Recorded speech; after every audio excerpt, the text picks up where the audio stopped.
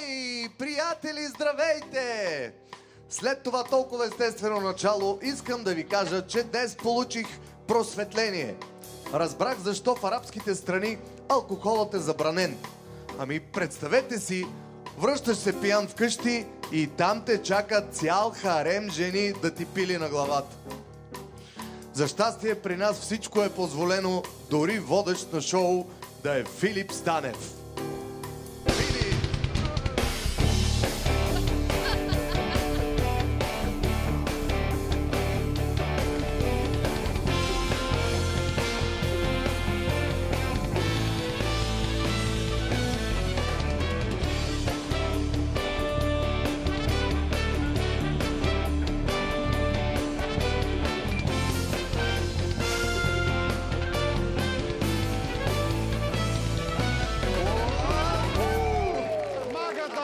Червени като кръвта и черните хеви метали, Куку Бенд. Червено и черно като стендал, класика. Добър вечер, уважаеми зрители на вечерното шоу. Уважаеми зрители, днес единия от петимата премиери в държавата Росен Желязков държа реч на глобалния форум на жените лидери. И вижте какво е казал той. Премиерът призова да слушаме повече жените, ако искаме повече икономика с душа и политика с визия. Браво! Чудесно изказване! Само дето в правителството на Желязков от 20 министри, само един министър е жена. Теменужка Петкова. Даже министъра на здравеопазването, дето му викат Силвито, е мъж, Силви Кирилов. Смятайте, явно правителството на Желязков иска да прави икономика с душа и политика, с визия, ама нема желание. Затова е назначил само една жена в кабинета. И това е министърът на финансите. Всъщност, аз сега си обяснявам защо бюджет 2026 година Теменужка Петкова, който го прави, е такъв бюджет. Това е бюджет с типична женска душа и визия. Първо харчи повече, отколкото са приходите, после ти издумква и кредитната карта, а накрая така ти наглася числата, че ти вика спокойно, скъпи, дефицита ни е само 3%. А Топа и Теменужка, една жена, тя всъщност е единствената жена в България, която каквото и да прави, слуша мъжа на Цветелина Янева. Иначе тази годишният форум на жените бил на тема бързо и яростно променящ се свят. Жените. Зад волана, забележете. Жените зад волана. Бързо и яростно променящ се свят. Това е много любопитно и ми дава база за разсъждение по въпроса, кои са по-добри зад волана, мъжете или жените. За мен е мит, че мъжете са по-добри шофьори от жените. Само Нойзи, Андре Токев, Явор Бахаров и Димо Алексиев са с няколко промила по-добри шофьори от жените. И толкова. Аз съм убеден, че Теменужка Петкова е по-добра зад волана от някои мъже и е по-добре да шофира тя, отколкото да се вози. Вижте доказателство от старите ленти. Пари в областта на обществените поръчки. Спазено изцяло.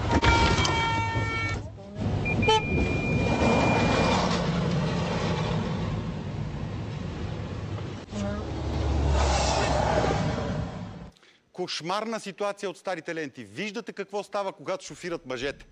Тук за малко да даде фира и особения управител на Лукойл, и бюджет 2026 година.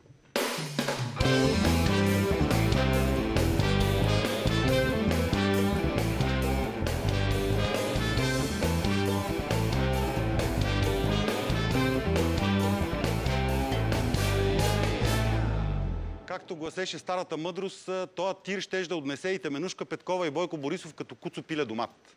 Добре, че не ги отнесе. Идва най-добрият сезон за всички меломани. Сезон, в който предстоят редица хубави концерти. Разбира се, черешката на тортата ще бъдат концертите през декември на Софи Маринова и прекрасните музиканти от Куку Бенд. Поздравления предварително. Разкошни. Разкошни. Браво! Специално за гостите от Габрово Евгений Димитров е приготвил уникална изненада. И на тези концерти с Софи Маринова няма да видят Миле Китич. Но до тогава има няколко седмици, а тази вечер в момента в София се провежда едно забележително музикално събитие, около което се вдига много шум. Става дума за юбилейния концерт на Тони Стораро. Този концерт се продаваха, ако си спомняте, билети, коментирахме го тук в това студио, билети от по 10 000 лева. Понеже Тони Стораро логично няма как да ни гостува, реших да обсъдя грандиозния концерт с един от синовете му. За мен е удоволствие да ви представя Емрах Стораро. Здравей, Емрах, как си? Здравейте всички. Много са кефа тук на екипчето ви. Каквото и да ви се случи, вие тук си оставате оптимисти. Преди малко чух разговор между един песимист и един оптимист там от вашия екип. Песимистът вика: гати, стигнахме дъното. Филип Станев е водещ на шоуто. Факт, дъното е това. Ванката е синоптик. Боби Пешев сценарист. Значи за някои неща не съм съгласен. Боби Пешев и Ванката са си професионалисти. Това е песимиста сега. И той вика, значи, мисля, че няма как да стигнем по-надолу, да стане по-зле. Оптимиста вика: не говори глупости. И има. Вече Боби Пешев е синоптик. За всички, които... аз съм вас разчитал се. Нора, къде си, Нора? Емрах, гледай сега как се фокусираш върху някои конкретни личности. Нещо кажи, примерно, за Башиянов.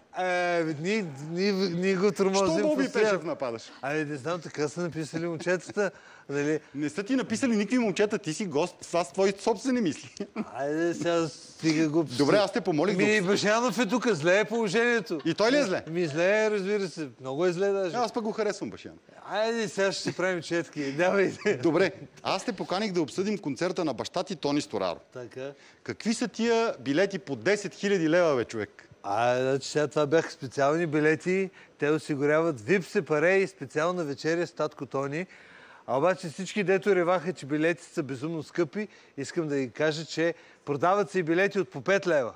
Те също включват специална вечеря. С кого? С кого? С мен! Значи, както виж, ние с теб сме едно и също. Шоуто е на Слави, ама тук не е Слави. Филип Станев и Емрах Стораро са едно и също. Такова сме. А що си така прозрачна някаква буска? Защото искам да покажа на Нора циганин как обича. Как да знае. Циганин как обича, що му стане сам. Кажи сега, Емрах, защо не взе участие в концерта? Все пак си певец. От фамилията си. Защото толкова съм и певец, колкото Башиянов е актьор. И така баща ми, Тони изрично ме предупреди да не се вясвам. Вика: Емрах, не се вясвай да не прецакаш нещо. Значи, баща ми, като говори за Фики и за мене, винаги казва: един ми син е прекрасен певец и човек, другият да е жив и здрав. Това е. Мене малко ми омръзна сега аз да съм черната овца на фамилията. Емрах това, Емрах онова, направо Емрах му майката, нали? Искам да кажа, че съм си бил съвсем нормален човек преди личният ми лекар да стане доктор Хасарджиев. И тук искам да помоля вашите сценаристи. Качих се при тях и викам: стига бе, момчета, оня ден Евгений Минчев. Вчера Киро Жертва. Сега и аз не ходя в апартамента на доктор Хасарджиев. Те викам, той е един малък апартамент. Те викат: ти откъде знаеш? Емрах, значи трябва хумора да се развива. Защо един доктор Хасарджиев да не замести, примерно, Козата от граница? Може, има хумора, има такива паралели. Устойчиви хумористични фигури се заменят с други. Аз ги знам, те се хванаха за името ми. Щом се казваше Емрах, значи си бил там, нали? Добре. Това си е твоя работа, дано да не си бил. Не съм бил. Какво мислиш за измамата с концерта на Миле Китич в Габрово, който така и не се състоя? Това е много неприятна работа. Жалко за всички габровци, които са дали пари за билети. Сега трябва да знаете, че има и по-лоши неща. Например, да си купят билет за мой концерт и той да се състои. Добре. Самокритичен, както винаги. Принципно аз избягвам да задавам такива въпроси, но това студио явно е заразно, така да се каже. Как си в личен план? Обвързан ли си? Не съм, но мириша добре, ако това ще ме питаш, да знаеш. Не съм обвързан. Разделих се с последната ми приятелка, защото беше нулева кръвна група и даваше на всички. Ама мен не ми дреме. Веднага си намерих друга. Ония ден бях на гости при едно гадже и тя ме пита, вика: скъпи, харесваш ли хамстери? Викам: да, ям всичко. Няма претенции. Всички говорим за жени, запомнете нещо сега от мен, Емрах. Ако една жена има големи гърди, а друга има малки, мъжът ще избере тая, която пуска. Няма значение, нали? Мисля често за глупав, но аз имам много умни мисли и мога да ти кажа другата моя мъдрост. А ако нещо е жълто и кряка като патица, начета е прецакал плейбекът на виетнамската фолк-певица Ани Хуанг. Хареса ли ти тая бомбардировка? Мисълта ти лети в безкрайни висоти. Нали? Изкачам. Скоро няма ли да издаваш ти нова песен? Аз не мисля да правя нови песни. защото каквото и да пусне не става хит. Почти съм се отказал от пеенето, въпреки че живота мен ме е научил на едно нещо. Дори план А да не проработи, в азбуката има още 18 букви. Не се отказвай. Често 18 букви? Толкова има. Колко са? Толкова, бе. Добре. И често казано, има си причина да правя такива парчета. Баща ми Тони, оня ден вика: Емрах, защо пееш само тъпи песни? Викам ми нарочно, тате. Не искам да стана успешен и Пеевски после да се снима с мене. Хитър си много добре. Скоро, нали не си спретвал гонки с котето? Сега да си призная, ония ден пак се гонихме с котето. Организирахме си луда гонка против всякакви правила на пътя и с риск за другите участници в движението. Както се прави, така се прави. И знаеш кой спечели в тази гонка? Кой? Шофьорите на НСО.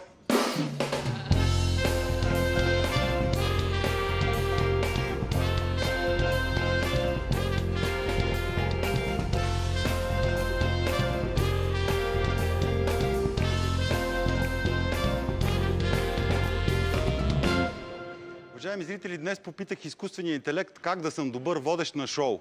Може да си представите колко съм отчаян. И изкуственият интелект мисли, па ми рече: просто не бъди Тончо Тукмакчиев. Вижте какво още се случва с изкуствения интелект. Проучване, музиката, генерирана от изкуствен интелект, е почти невъзможна за разпознаване. И цитирам: от 9000 анкетирани, 97% не са успели да направят разлика между музика изцяло генерирана от изкуствен интелект и такава създадена от хора. Не знам това как ще се отрази на музикалната индустрия, но разбрах, че една наша приятелка, една народна певица, също е направила песен с изкуствения интелект, и то поп-песен. За мен е удоволствие, че сега тя ще направи премиерата на тази песен точно тук, в това студио при нас. Представям ви Кака Радка и нейното поп-парче "Който и нещо".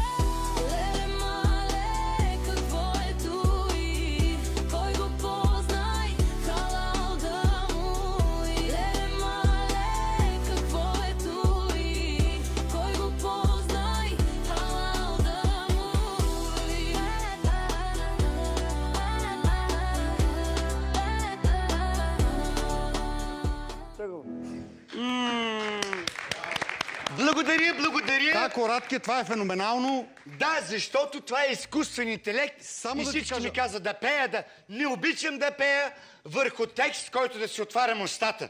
За мен това е позорно и е признак на непрофесионализъм. Винаги съм пяла на живо. Първата песен в света е, в която певицата, която я изпълнява, не пее в нея. Защото изкуствен интелект. Не обичам изкуствен интелект. Обичам изкуствен... Това е страхотно. Така, да не бих забавя тая тема. Здравейте. Много ми е мечтата, да ти кажа. Мечтала съм си, гледала съм тази телевизия дълго време, да се запозная с певица от друг жанр, който не е поп-фолк. Норчето, ако можем да се запознаеме, ще ти бъда благодарен. Мечтала съм си цял живот. Логично е мъже, гости, уважавани господа да се запознават с Нора. Ама ти си дама, за какво ти да се запознаваш? Защото сме колежки. Не ме вкарвайте в другия хумор, защото да не се поставя Нора. Ако тя е съгласна, Норче, да се запознаете с Кака Радка? Много ми е мечтата, как е да се запознаем. Чакай само да се изтупам. Много ми е приятно.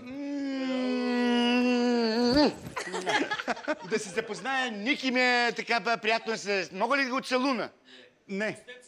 В устата, не мога ли да го целуна? Не. Добре, много ми Защо е... не гушнеш норчето, како Радки? Ама, защото ще излезе, че жени се гушкаме. Не искам норчето. Како, Радке? Колешки. Запознали се вече? Запознах се. Аз Боце, не искаш ли да се запознаеш? Боцко ми е по-любимец. Сънувам те, Боце.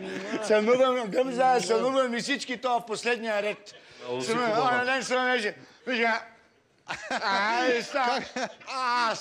Сънувам и Ела, така. како, Радке, да си говорим, ела. Чирипо, много ми е приятно, Цецо, много ми е годжи, ей, да си жив и здрав. Вие как се казахте? Няма бе, понеже... Како, Радке, не дей така сега. Реди ми е приятно, така. Йотата виждам, че е заед. Ела. Няма да го притеснявам. Здравейте! Явно гледа нещо по-ефтино да си купи, защото какво си позволи човека с тази заплата. Како, Радке, не се закачи сега с нашите колеги. Здравей! Що се не знам? Между другото, много ми харесва това предаване. Хумора на ниво. Откъде намирате сили? Гледах и госта, смех се отзад направо. Как намирате сили да се забавлявате и толкова хумор? Как всекидневно предаване с смешка до смешка, бе, това е феноменално. Направо не съм очаквала. Да ни кажеш как... Здравейте!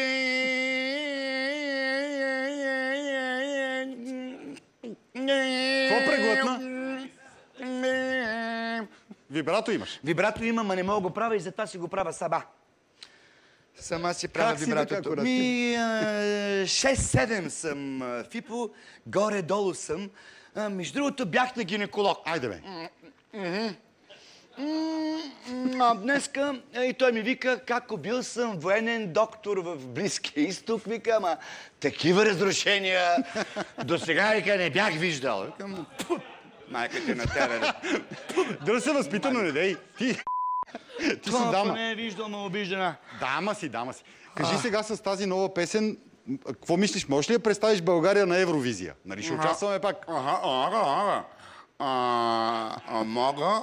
Между другото, и аз така си мислех, Фипо, но се оказа, че, как да ти кажа, не ставам за Евровизия. Казаха ми, че не ставам, защото е твърдо ясно какъв пол съм и не съм достатъчно увредена. Баската гледам, не ми е много ясно какъв пол си. Не съм достатъчно увредена. Дрезгавей ти гласа малко. Да, трябва да съм много увредена за Евровизия. Много. Добре, а защо... Макиято, порфа. А що направи поп-парче? Какво те вдъхнови? О, поп-парче! Какво те вдъхнови? За поп-парчето ще бъда пряма с теб. Направих поп-парче, защото на село ядох хуно и нещо на попа. И така, не е много смешно, затова направих поп-парче. Ма па си откровенна поне. Лотна го, така, ме какво да правиш? Добре, явно добре работиш с изкуството. Как се посмея на тия работи. Ей, много ми е симпатична. Много ми харесва. Тя за разлика от теб е професионалист. Така е, така. Аз съм Ти малко в естетичното отиваш на момента. Държа най-низините. Тая публика, нишите така държа. Ама явно добре работиш с изкуствения интелект. Какво ти е мнението за този нов хит в нашето съвремие? За изкуствения интелект. О, как много обича да си играе с изкуствения. Интелект. Да, аз съм едно цяло с него. Може да се каже, че как да кажа, изкуственият е вътре в мен. Целият е вътре така. Ама така е, Фивче, сега като почна да треперя, докторите не знаят Паркинсон ли е или ми се е включил изкуствения. Как трепериш? Той е на различни програми. Виж, има едно... Това ти е някакъв сноузинг режим. Да, не, това беше виброяйцето. Много имаме едно виброяйце. То е... Много обичам на светофар да си го пускам и... А защо си облечена като народна певица, като вече... Изключи го от някъде. Откъде се изключва? Да, има едно, той е на 320 волта, ама трифазен ток. И то да бие ток на Да, един търнокоп съм си купил. Но да не говоря, да не те вкарвам в тази почта, защото си интелигентно момче. Изключи го това, да, ще го изключа, да. Да. Виж... Да, стига сме се излагали, да вървим по сценарии. Защо си облечена като народна певица, като вече правиш поп-песни? И облечена съм, защото нямаме реквизит вече. Не сме в BTV, нямаме възможност за нищо. Иначе аз винаги ще си остана велика народна певица. Все пак на мен е кръстено, как да ви кажа, училището в Широколък. Как е най-широката народна певица. С най-широката бленда. Там ли си учила ти като млада? В Широка лъка? Широка, да. Да, широка съм. Широка млада? лъка. Дали там широка, да. И като млада бех широка лъка. Си бех като млада широка. Не искаш ли не да ме ми кажеш... задоволява никакво... А не ти ли идва като културна пеене. дама да ми кажеш отвътре, аз още съм млада, бе, простак? Млада съм, наистина. Идва ми да ти каже, бе, простак. Наистина. Там не си учила? Там съм учила. Спомням си, като кандидатствах и тръгнах за изпит в музикалното училище, беше много емоционален момент и баба Потка вместо да ми лисне вода, да ми лисне вода за късмет, се изплю.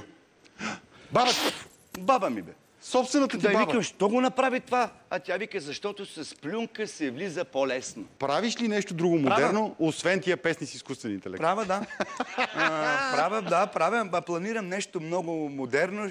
Ще сменям пола. Ай, стига. Да, ще сменям. Кака Радка ще става Батко Радко. Що така, бе, како Радки? Защото разбрах как се забавляват мъжете в апартамента на доктор Хасарджиев. И така много ми се прииска. Живее ми се, бе!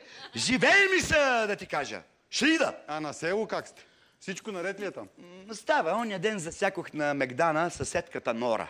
Нора, тя няма нищо общо с вашата Нора. Нали? Тя кръстена Нора няма. Тя съседката, она съседка Нора не се поддържа като жена. И за нея имам една песен, в която се пее "Ой, Нора, Нора, защо не си косиш двора?" Виж какви елементарни песни пее. Нора, Нора, що не си... Какво ти вика Нора? Ми питаме, вика, како Радке, за къде си се разбързала? Викам, за ножица. Тя вика, къде ще я търсиш? Вика ми, при Керана. Знаеш ли какви ножици прави? Много естествена Керана. Много, бе, много... И е много свестно момиче, не знам, що я атакуваш. Свестно е, бих я... така...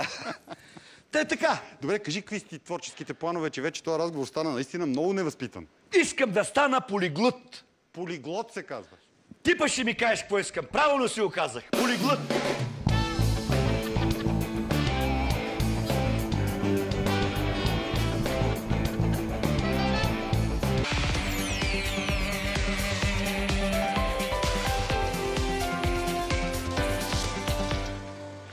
Уважаеми зрители, тази вечер ще ми гостуват двама, това ще го кажа без всякакво преувеличение, изумителни музиканти. Белязали българската музика на 90-те години. Сега те имат нов общ проект. Единият написа книгата "Крилата на принца" или "Момчето, което изгуби своята стая". Книга, в която техните почитатели ще открият и цял музикален албум с най-великите им песни, но този път в нов симфоничен аранжимент. За мен е огромно удоволствие да ви представя Дони и Момчил. Добре сте дошли. Благодаря. Искам да ми кажете тези думи, освен че звучат наистина патетично, освен че звучат така, ако щете и леко високопарно, със самата истина и на вас това как ви се отразява? Като ви казват легендарните, големите, оставили трайна следа. Всичко това е факт обаче. Ласкае ли ви самолюбието? Кара ли ви да си казвате, нали, бе, това е някакъв вид куртуазия, а то па си е самата истина? Виж колко важно е кой го казва. Аз се радвам, че вие го казвате тук, защото ние сме почнали заедно на времето, 89-90 година, и ако от ваша уста това е казано искрено, и аз вярвам дълбоко в това, че е искрено, това е огромна радост за нас. В този смисъл да говорим и за критиката. Аз вярвам на критика от хора, които уважавам. По същия начин тая критика, която сега казваш, е положителна, позитивна, вярвам. Но и на отрицателна, ако ми каже някой, който много уважавам, ще приема. От други не. Както гласи старата максима, дори в сериала "Всички обичат Реймънд", не всички обичат Реймънд. Да, точно така. Да кажем сега, този нов проект звучи супер интересно, не само заради своето чисто музикално съдържание, заради този интересен и различен подход, който правите, модерен, между другото, по целия свят. Всъщност това е нещо, което съчетава литература, съчетава музика и съвременна технология. Какво всъщност представлява? Нека да я покажем тази книга и на хартия. Тя ти е подарък, за да я прочетеш цялата. С най-голямо удоволствие. Тя, между другото, не се намира чак толкова лесно. Тоест, количествата са поизчерпани. Да, поизчерпаха, но пак ще направят. Да кажем, тази книга не е просто една книга, която човек да си хване, да я прочете. Тази книга да слуша и музика. Тази книга му позволява да види едно ново звучение на нещо, което се е превърнало в класика като ваше произведение. Тази книга е интерактивна и просто е интересна за хората от нашето поколение, които ни помнят все още, както би могла да бъде интересна и за младите хора, които харесват такива нови иновации. Тя е след всяка история, има QR код, който те довежда до една от песните от албума, а в края на книгата има QR код, който може да стигнеш до всички платформи, в музикални платформи. Там е целият албум. И мисля, че това е интересен подход. Идеята е на Дони. Може би той ще каже нещо повече по Първо, въпроса. как въобще хрумна подобна идея? Защото казваме, това е съчетание наистина и на съвременната възможност, която технологията ни дава, и същевременно един съвсем нов, прочит, чисто музикален дори. Защото тези песни звучат по нов начин, абсолютно. Да, всъщност, нали, казва се, в началото беше словото, при нас е обратното. В началото беше музиката. Хрумна ни да направим този проект изцяло през симфоничен оркестър. Тоест няма комбо-група, няма ударни инструменти, да го поясня за зрителите, няма бас-гитара, никакви приеми характерни за поп-музиката, електроника, да речем. Това е изцяло симфоничен оркестър, където трябва хор, пиано и глас. И ние от тук нататък почнахме да мислим, окей, направихме го, как да го представим, защото диска е много стара форма, която събира прах и не върши работа. Непременно скоба да кажа Косио Добройков, който направи аранжиментите. Той е абсолютно гениален. Според нас той ни надстрои по някакъв начин. Това са 16 стари песни. Има една чисто нова, която е последната ни песен. Казва се "Вместо с Богом". На времето не направихме такъв goodbye сингъл, сега го направихме. И ни хрумна да има книга. Тая книга обаче, какво да пише в нея? И аз сетих една зима, се сетих да се... Ти си изкушен, само да кажем на тези, които така не следят детайлно чисто творческите твои изяви, ти си изкушен от писането. Това е вярно, защото няколко пиеси направих и Нети и Асен Блатечки играят едната по чужбина. Много успешно. Ние с Геро другата, сега една трета се прави.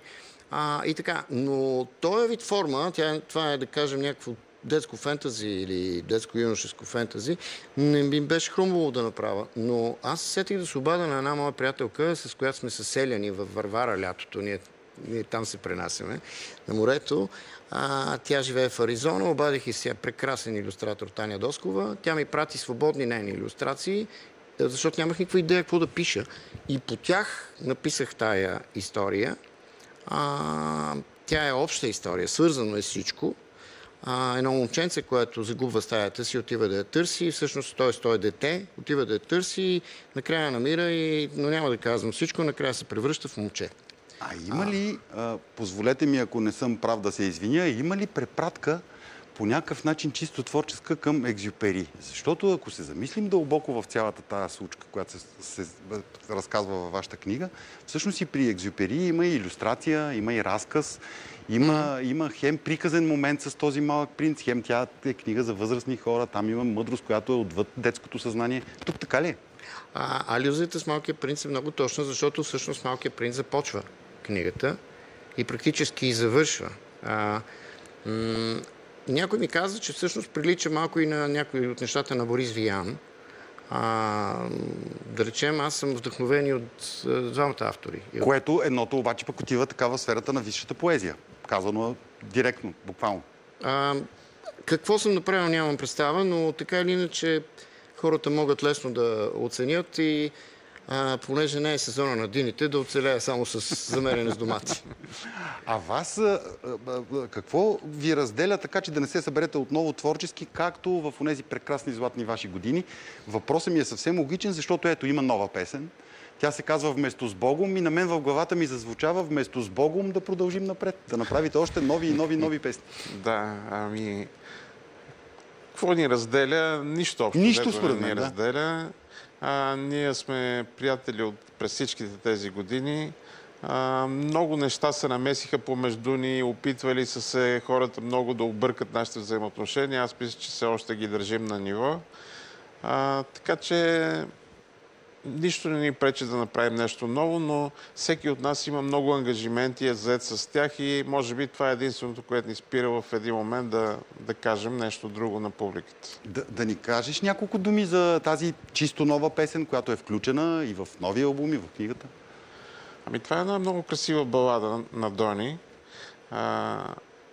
Просто съдържанието на текста е един реверанс към публиката ни, който на времето не можахме да направим. Тоест, едно с Богом, което казваме с всички тези хора, които ни вярваха на времето.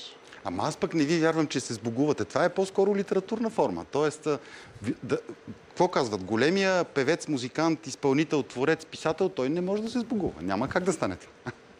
Няма да му позволи публиката. Има такъв от филмите на Джеймс Бонд, Never Say Never. Абсолютно ми, да. Другото, което е важно да кажем. Симфоничен оркестър. Кой симфоничен оркестър? Кога и как се случи творческия процес? Това е огромен къртовски труд, освен творчески труд. Благодарни сме на човека, който свърши цялата работа, Константин Добройков, който е диригент на Пловдивската филхармония. Пловдивската опера. Опера, да, прощавайте. И той осъществи записи и всичко. Ние просто си изпяхме песните и аз си свирих пианото. Цялата работа я свърши той. Голям труд положи. Много дълго време отдели, за да се направят тези песни.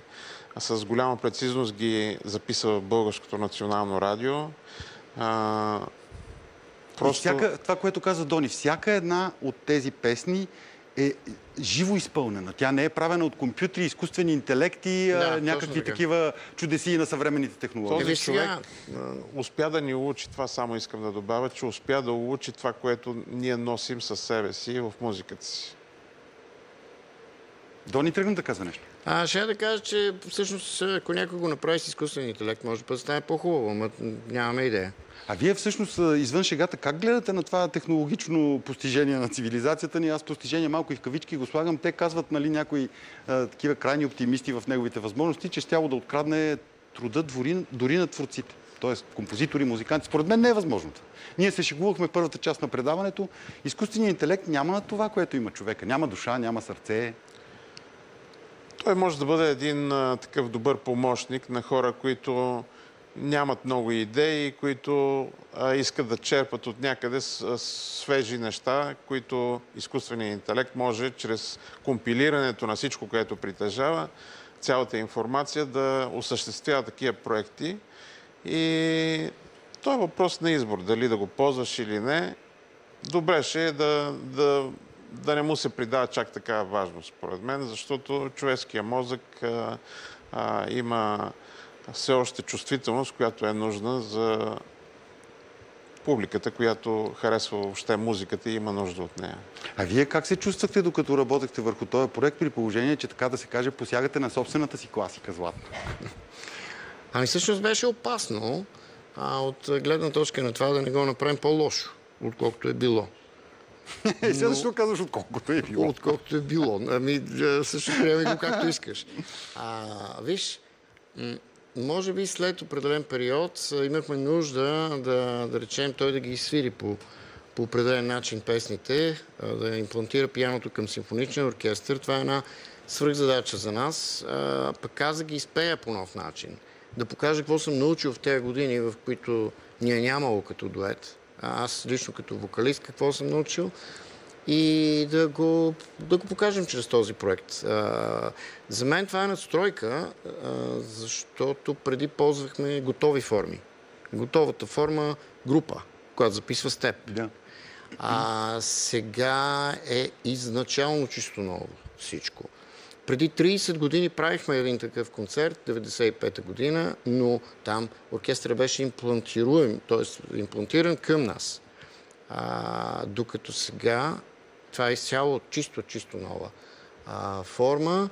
И разбира се, продължението непременно трябва да бъде.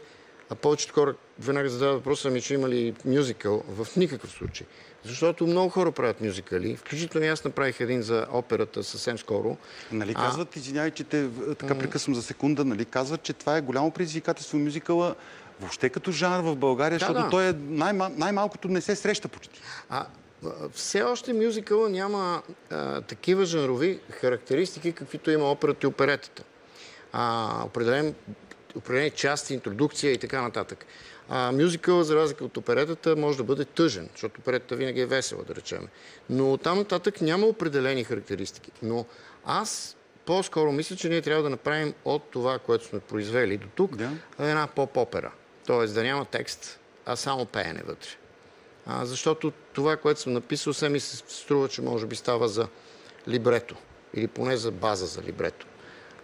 Така че това ще е стремежа ни. И да, разбира се, не ние да го изпълняваме, а да наши колеги, артисти и певци, които биха могли да се включат и да пеят в тази поп-опера. Имате една прекрасна идея. Тя се роди преди да се случи фактическото ви гостуване. Аз мисля, че тук лично трябва да благодаря на теб за тази идея. Тя наистина е прекрасна. Тя е едно връщане назад, ма не с машина на времето, а благодарение на телевизионния запис. Вие разполагате, вие двамата, като, как да кажа, в качеството си на хора създали подобен продукт с едно уникално видео, което връща много-много назад в зората на така наречения български шоу-бизнес лентата и в тази лента, която ще видим сега, нашите зрители и ние, освен вас са замесени двама ключови играчи от Кукубенд, вокалът Станислав Тодоров Трифонов, Слави Трифонов и разбира се маестрото Евгений Димитров. Аз благодаря на вас, че на вас ви хрумна тази идея. Тя изглежда, вие се усмихвате, изглежда като намигване към миналото, но всъщност си е част от историята и е много хубаво да се помни и да се вижда. О, да. Как си подавахме... Това беше реверанс винаги, едни към други. Това се случваше много често, но ако искаш да го видим. Нека да се насладим на това видео. Толкова се притеснявам.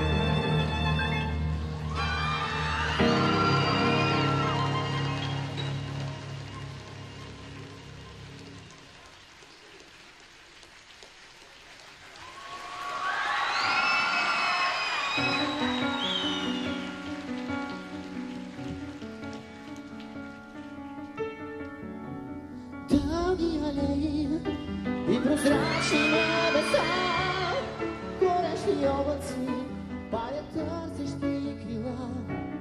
Дълги алеи, лабиринти от цветя, цветят различен между радостни тъга.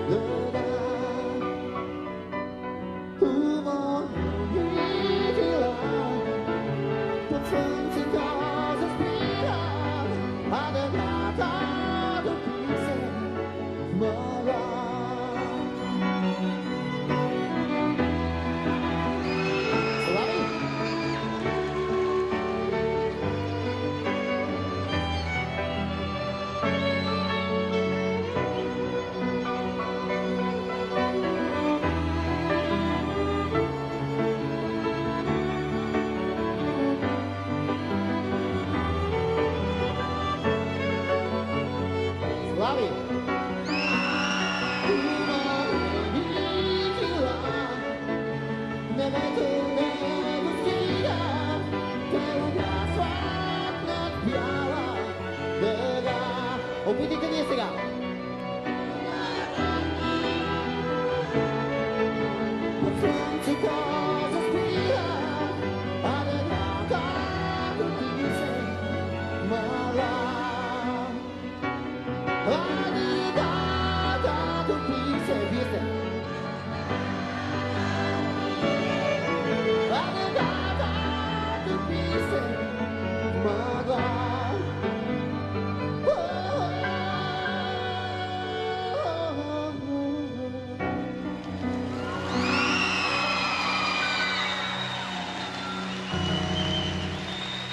Признайте си, че не очаквахте точно такова нещо от Евгений Димитров и Слави Трифонов. Каналето под купола на Народния театър. Уникално наистина. Верно, браво. Оживяло пред очите на съвременните млади хора, които не са имали тогава удоволствието и привилегията да присъстват на това събитие. Докато гледахме видеото, ти ми каза, че хората не са могли буквално да влязат вътре да гледат. Имало е хора отвън. Всъщност излучвахме и отвън тогава. Да. Тази емоция е абсолютното, безспорно и най-ярко доказателство за успеха на това, което сте правили тогава, това, което правите и сега. Това е искрено, това е любов, това е публика, която буквално живее с това, което се случва. И това, което сте направили сега, с класическо звучене на вашите класически песни, сте го правили още тогава и световната практика, някои казват Лед Цепелин, Кашмир, това е правено в България, може би по-успешно и от на световната сцена. Комплименти за вас. Имаше огромен проблем, си спомням, с микрофоните, че трябваше да озвучим оркестъра с над 30 микрофона. И когато барабаниста удареше, влизаше звука на барабаните в 30 микрофона и ставаше ужас. И просто по някаква магия се справихме заедно с хората, които тогава работеха с нас. И надявам се за това време да сме направили нещо, което е имало смисъл. И този запис, който сега чухме, той не е манипулиран. Той е записан директно и е излъчен. Тоест Дони в наши дни не е пял наново, музиката не е свирена наново. Именно. Не е докосвана от компютър. Не. Както беше, така излезе. Аз ще си позволя, разлистих книгата, докато слушахме и гледахме това изпълнение и да прочита нещо, което наречем условно предговор на книгата. Това е историята преди да се е случила, разказана от името на дете, което утре ще се събуди юноша. Наричат го лъжец, а детето просто фантазира. Ако срещнете такова дете, не се притеснявайте да фантазирате, а го подкрепете. Вие такива деца ли сте? Още ли сте деца, въпреки че не говорим за биологическата ви възраст? Спряхте ли да фантазирате, да мечтаете? Според мен не. Но вие кажете. Аз лично много съм млад, като се огледам в себе си вътре. В смисъл, не съм пораснал хич. Въпреки че живота те кара да порастваш, мисля, че всеки човек си остава млад по душа. Това му дава възможност да носи духа, който носи през всичките години и това нещо да го подкрепя в живота, за да може да го изкара този живот. Нали? Това е смисъл. Ако при Добрин Векилов Дони се появи казуса "Нарисувай ми овца", той ще успее ли? Това беше най-трудно при Екзюпери. Може би той е успял, макар и с помощта на талантлив художник, да го направи тук в книгата. Аз боравя с ноти и с думи, както се вижда вече и с думи. Така че, ако говорим съвсем директно за рисуване, мога да рисувам, той може да каже какво. Една крава на светофар, разкрачена и свиня в теменушки. Свиня в теменушки ми е второто произведение. и ги специализирам от 6-ти клас насам и съм много надобрял, но все още ме е страх да ги покажа публично. Понеже така аз се опитвам препратя зрителите, младите в едно от минало време, ама да хвърлим сега, ако искате, един мост към наши дни. Всички българи мислят, че помнят това нещо, което направихте вие като граждански акт, като заявяване на позиция, не само на творци, въобще на хора. Едно писмо, прекрасно си го спомням и в наши дни, открито писмо, което беше срещу това, което сякаш се е върнало. Няма да ви вкарвам в политически разговор. Това писмо, мисля, че сега, ако се прочете отново, то е абсолютно толкова болезнено актуално, колкото беше и тогава. То ставаше дума за това да не се страхуваме от мутрите, да не се страхуваме от тези, които се опитват да ни доминират, да ни подчиняват, да ни... Дали се е променил света? Вие видимо сте останали същите прекрасни творци. Света уж трябваше да стане по-добър. Той не стана ли и по-лош? Виж, метаморфозира към лошо от гледна точка на това, че тогава мутрите бяха по улицата, а сега са във властта. Аз не говоря дори за България. Говоря за много места по света. Но ще кажа нещо, което по-скоро ме притеснява, защото аз не съм политически насочен човек толкова много, че да говоря в детайли за това, което се случва. Но сега, това, което ме притеснява сега, ако бях карикатурист, ще да го нарисувам, това е стремежът на голяма част от младите хора да бъдат еднакви. Какво имам предвид? Момчетата искат да са еднакво постригани, еднакво изглеждащи, с еднакъв вид обем на мускула, с еднакъв вид места за татуировки, вероятно същите татуировки, и карат обикновено, мечтата им е да карат 2 модела коли.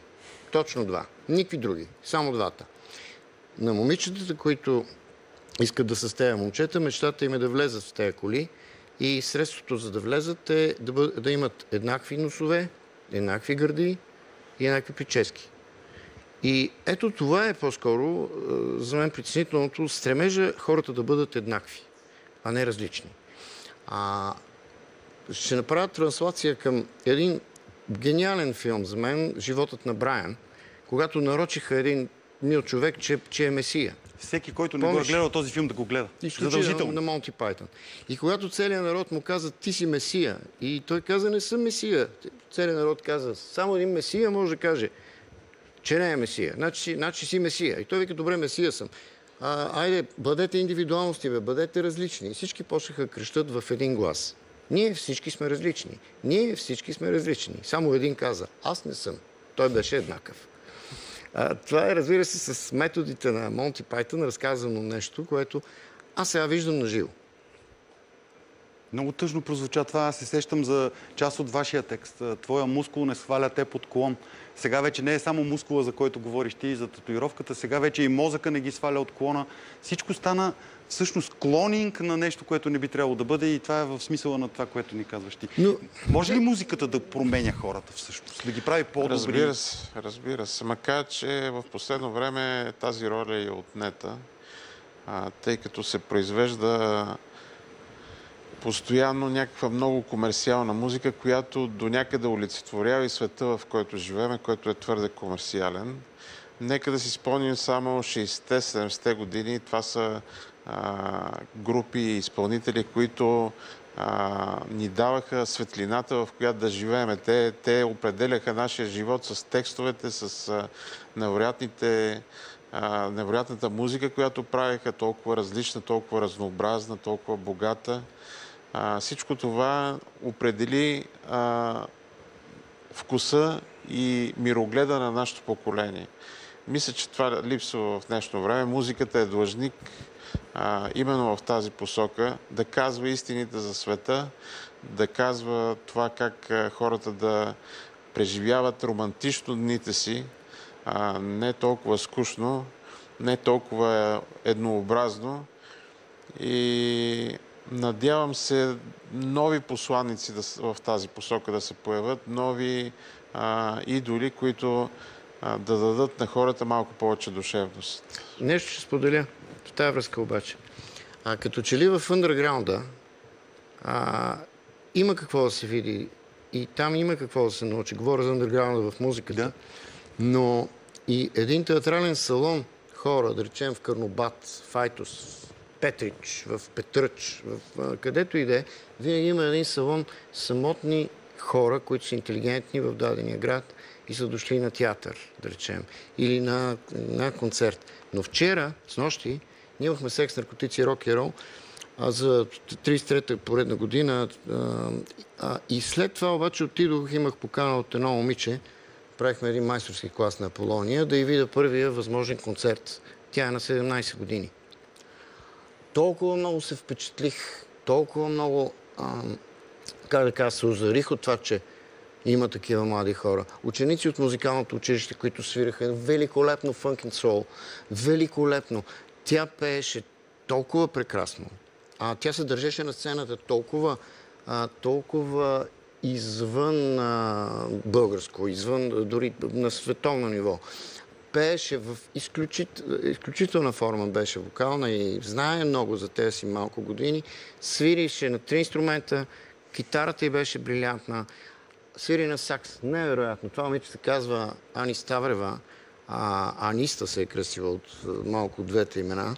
Ако ни съдействаше с удоволствие, бихме я поканили тук да посвири, да разкаже историята си, да каже какво прави с най-голямо удоволствие. Благодаря ти, че го казваш това. Аз ще й предавам, защото ето такива хора трябва да се показват. Аз бях озарен от този концерт. Имаше само млади хора, но не само. Всъщност имаше такива като мене малко, които бяха влезли от някъде разбрали за това събитие. То нямаше къде да се рекламира. Аз просто познавам момичето. Но ето такива неща ме вдъхновяват. Всъщност, крещящите хора не са всички хора. Има едни хора, които шепнат, но това, което шепнат, е със силата на нещо, което крещи една безмислена тълпа, която няма глава, а само ръце, които могат да те дърпат надолу. За да създадеме онзи... той е така на границата на най-обикновеното човешко любопитство, но глад у хората. Ще направите ли нови песни, освен новата песен, за която вече говорихме? Вие конкретно двамата. Не мога да отговоря на този въпрос. Аз също. Той е и до късмет, и до стечение на обстоятелствата и всичко. Как го правихте едно време? Мен това ми е било много интересно. Винаги, когато става въпрос за творчески процес. Нали, тук въпросът не е първо текста или музиката, а как въобще се ражда идеята. Кой идва, тогава Дони ли идваше при Момчил или Момчил при Дони да каже, тук ми хрумна, дай да направим това и двамата. Това така си разпределяхме нещата. В смисъл, всеки от нас мислеше собствени песни, но ги предлагаше на другия и той ги одобряваше, нали? Като си казваше мнението за тия песни. Това е малко като въпроса как са писали А и Б Стругацки. Нали? Двама пък пишат едно. Или Илф и Петров. И си давахме съвети винаги за добро, надявам се. Да. Примерно, когато направих Малкия принц, Дони я оправи, защото припъва беше малко лабилен такъв. И Дони ми направи забележка и аз се коригирах и така се получи. Да. Обратното уморени крила пък аз си измислих и му я занесох и той си сложи една седмица на едно место, добави хармонически решения вътре и така стана общ продукт. Ние се оговаряхме в чист фейрплей половината музика да бъде на единия, половината на другия. Но нямаме песен, в която двамата да сме композитори. Винаги е на единия. Текстовете ги поех аз, а след втория албум Момчил се зае пък с аранжиментите, за да е всичко да е фейрплей, да е 50 на 50. Така го правихме. Имахме обща естетика, общи любими изпълнители, но пък радвам се, че мога да го кажа от сегашна дистанция на времето, че не сме били българските еди кои си. Тоест имахме си собствен дори не сте били, ако ми позволите това като комплимент, дори не сте били и британската версия на Битълс, защото там Маккартни, нали, и Ленън, нали, кой е по-добрият композитор, въпреки че това не е било видимо винаги за публиката. Това е супер, че при вас е било творческият процес е текал така синхронно. Да, абсолютно. Да, всеки се впускаше да помогне, когато песента не е негова, да речем, като композиция, да помогне, да даде най-доброто, да подмени хармония и така нататък. И двата случая се Никога не сме деляли песните, те са на този, а пък другите са на този. Работехме да се получи нещо хубаво в крайна сметка. Два финални въпроса имам към вас. Пак ще взема повод от тая прекрасна музикална книга, ако така е коректно да я наричаме, която препоръчваме отново на всеки да си я закупи, да си я прочете, да си слуша песните, да я чуе през QR-кода. Крилата на принца или момчето, което изгуби своята стая. Имаше, знаете, тая история приказна фентази за злодеида, която била прекрасна, но и отрязали крилата и тя затова станала лоша. Нали? Банално преразказвам историята. Тя е много по-емоционална. На вас, двамата, някой правил ли е някога опит да ви реже крилата? Разбира се. Много пъти, но ние все някакси се надигаме. Ние имаме еднакви белези по гръба и това ни прави братя. Тоест, и не сме единствените братя. Тоест, няма човек, който да е публично показан, на който да не са се опитали да му подрежат всичко възможно, не само крилата.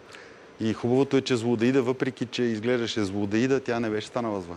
И имаше белезите от крилата. И последния въпрос е момчето, което изгуби своята стая.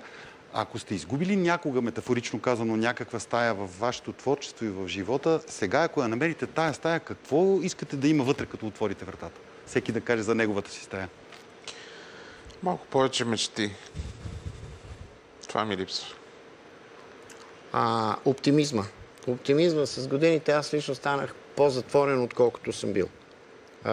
По-внимателен, по-затворен, по-обмислящ.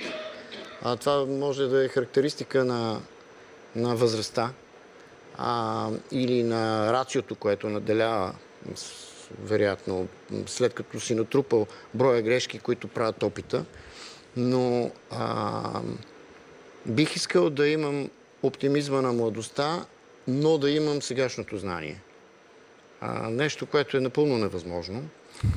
Биологията го отрекла, но пък защо да не мечтаем? Както се казва в книгата, може да ме имат за лъжец, но аз съм фантазиор. Вас не могат да ви имат за лъжци, вас могат да ви имат даже не и за фантазиори. Моето скромно мнение е, че могат да ви имат за мечтатели в най-красивия смисъл на тази дума. И дано да нямате никога изгубена стая, в която да е имало мечти. Благодаря ти. Много ви благодаря за този разговор. Уважаеми зрители, представих ви Дони и Момчил.